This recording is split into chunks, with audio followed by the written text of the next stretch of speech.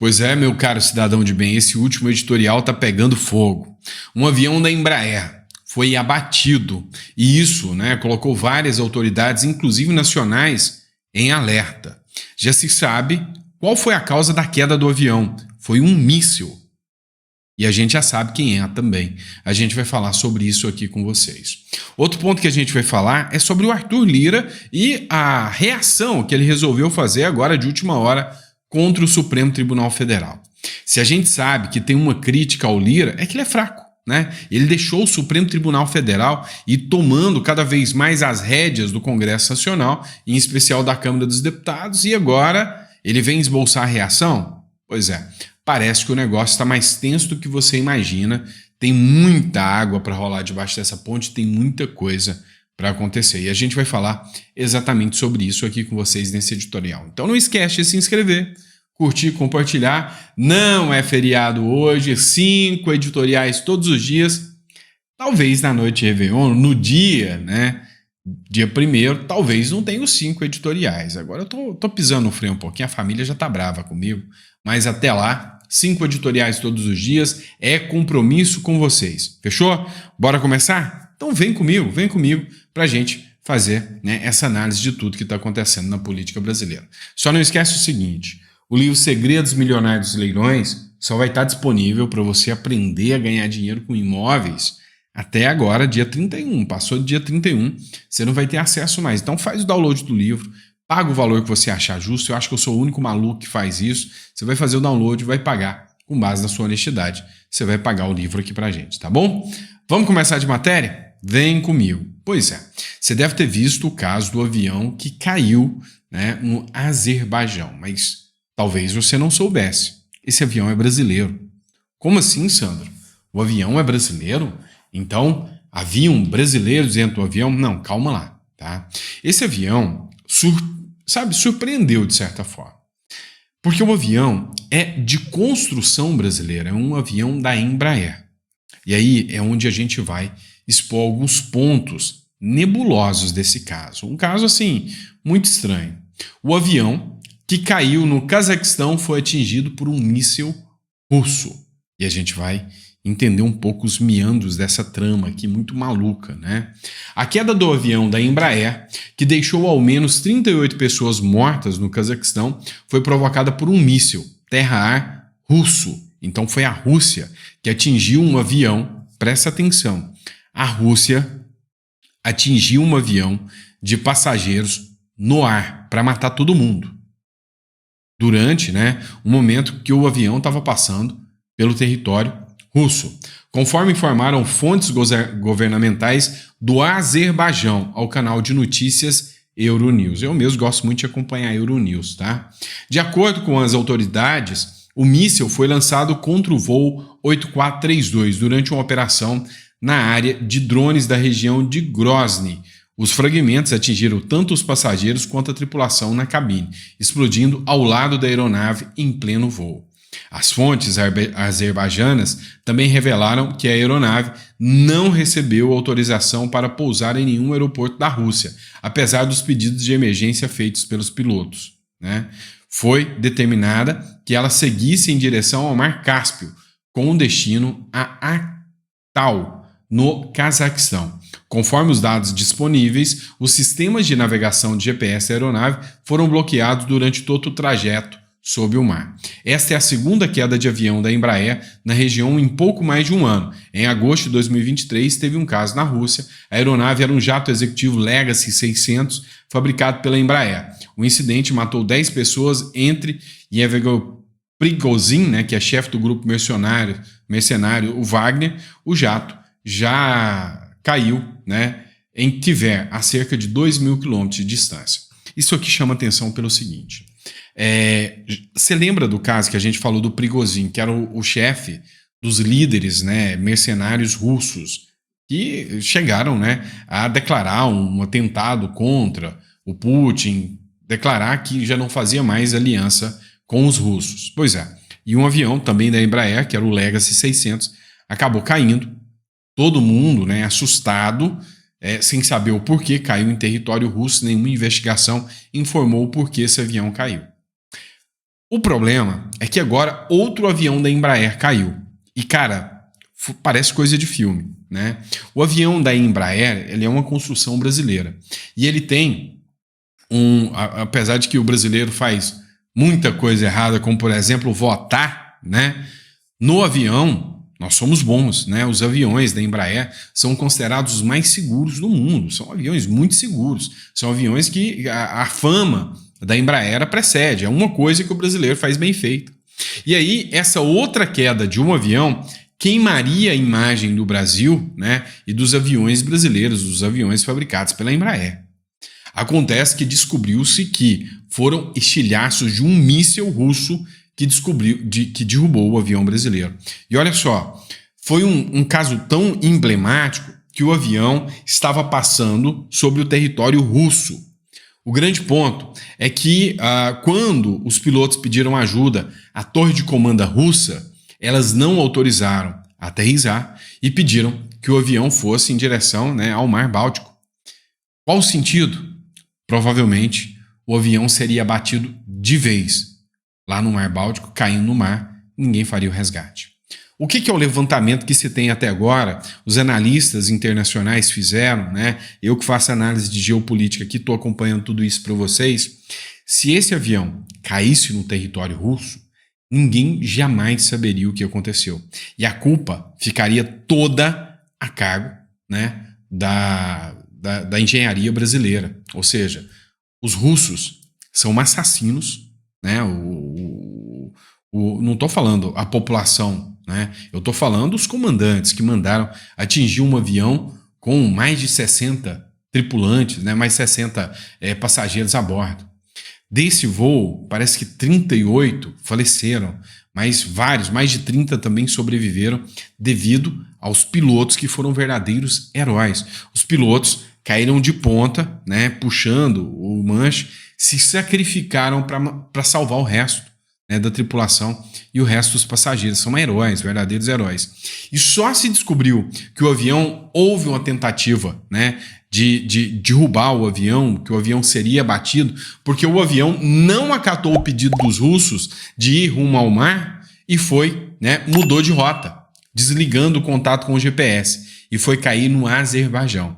E lá no Azerbaijão, né, o pessoal da própria Euronews estava lá, fizeram uma cobertura e chegaram, né, sabe, a carcaça do avião estava toda cheia de estilhaços, né? Então acharam que ele teria sido metralhado. Depois descobriu-se que esse modelo de míssil, ele chega até próximo do avião, ele não precisa atingir, ele explode perto do avião e voa estilhaço para todo mundo, o que acertou a cabine, acertou todo mundo, e o avião caiu.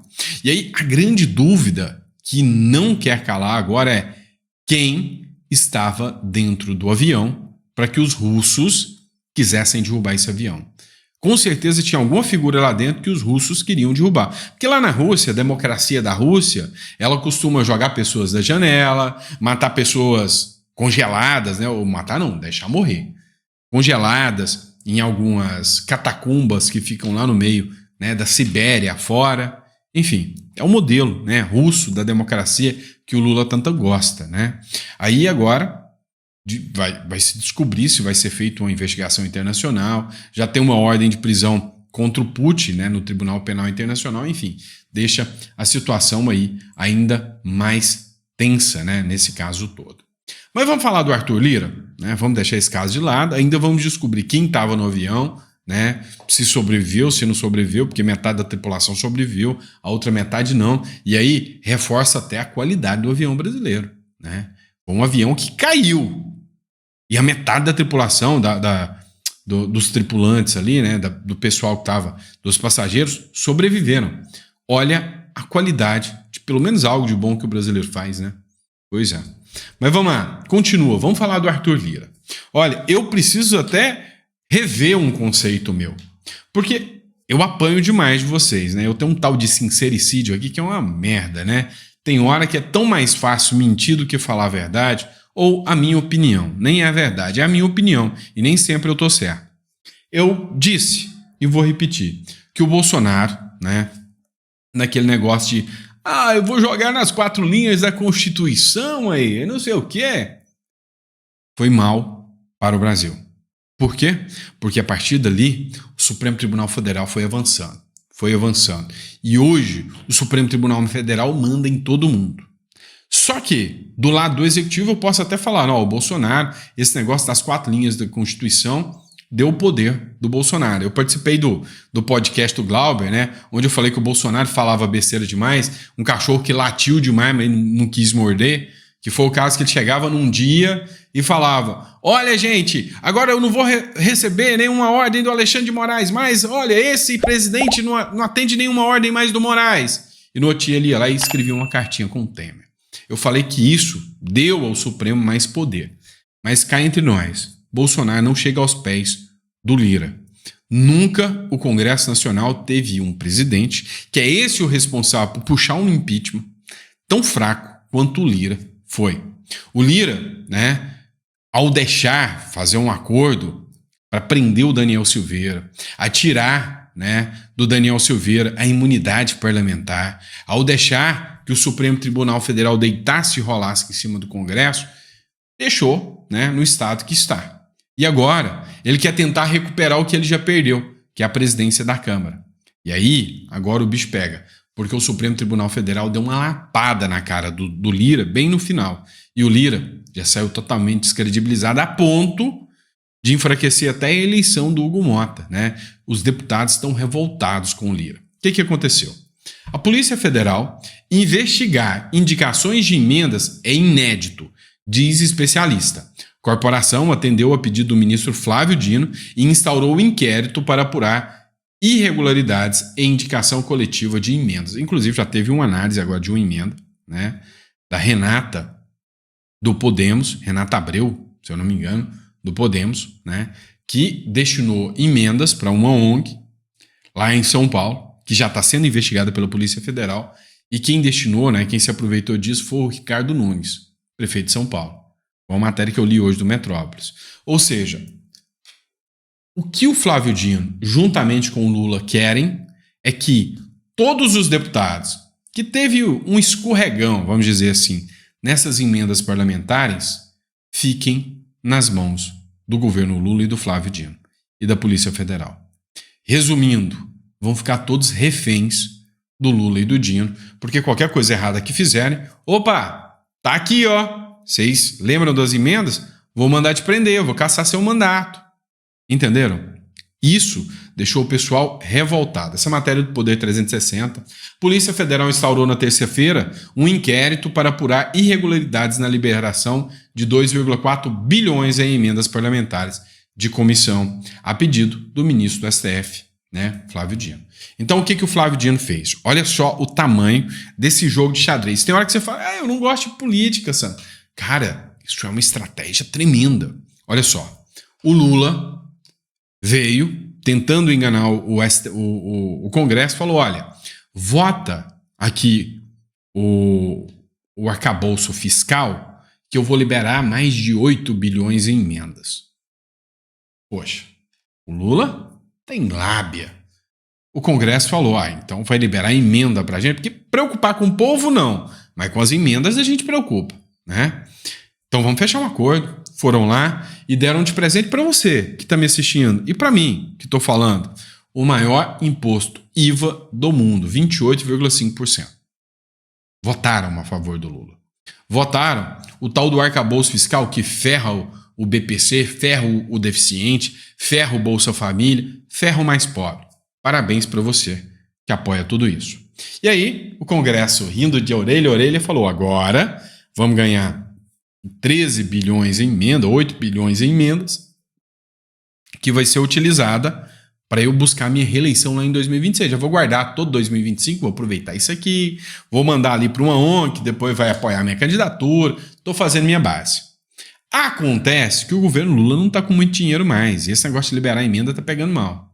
O que acontece? Um cara que não tem nada a ver com o Lula, tá? Só foi ministro da Justiça, foi indicado pelo Lula e o Lula diz que tem orgulho de ter colocado o primeiro comunista lá dentro do STF, tá?